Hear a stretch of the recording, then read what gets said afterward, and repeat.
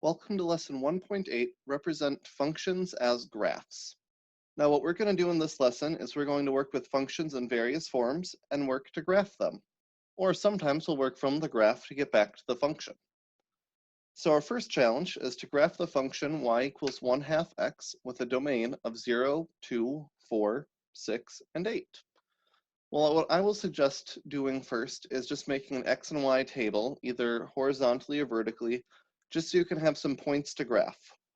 Our domain, if you remember, is the same as our x values. So we can go and plug in that 0, 2, 4, 6, and 8 into our x values. And then what our function says is we cut each of those in half, or we multiply it by 1/2. Well, 0 divided by 2 is 0. Half of 2 is 1. Half of 4 is 2. Half of 6 is 3. And half of 8 is 4. Now, all we have to do is just make a graph. So we can have 0, 1, 2, 3, 4. Oh, but I just realized I mixed those up because those are supposed to be our y values. So it will actually be 0, 2, 4, 6, 8, and 0, 1, 2, 3, 4. So I'll point at 0, 0, at 2, 1, at 4, 2, at 6, 3, and at 8, 4. Now we have a graph of those points. And that's all the more you have to do.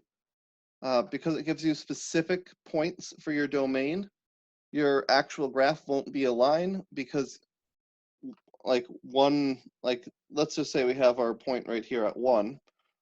Well, that's not within the domain. 1 is not one of our x values, so therefore we won't have a y value that corresponds with a 1. So that is all of the points that we have. Now, for this next one, we have to graph some points with our x values, or t values in this case, going from 0 to 6. So I'll just have those go across here. So 0, 1, 2, 3, 4, 5, 6. But our y values go from 511 up to 519. So if you remember, you can just put a little break in on your y-axis and then keep it going up. So we can go 5, 11, 12, 13, 14, 15, 16, 17, 18, 19. And now we can go ahead and graph this. So 511 is right here at 0, 512 at 1, back down to 511, then up to 514, then again at 514, 15, 16, 17, 18, 19. And now we have a graph of the function from this table. So we can do it straight from an equation, we can do it from a table, or we can also go in reverse. If we take this graph here, we can identify a domain and range from it and write a rule. Well, our domain, first thing I'm going to do is I'm just going to see what x values do we have. We have 1, 2, 3, 4, and 5.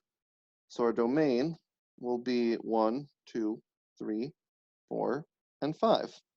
For our range, we've got 2, 3, 4, 5, and 6. So our range is 2, 3, 4, 5, and 6. And our rule, if we just want to look at the relationships between these points, a domain of 1 brings out a 2, domain of 2 brings out a 3, domain of 3 brings out a 4. Our range keeps being 1 higher.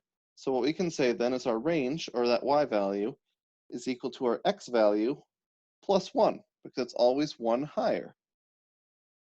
And that's it. That's all the more there is to this lesson.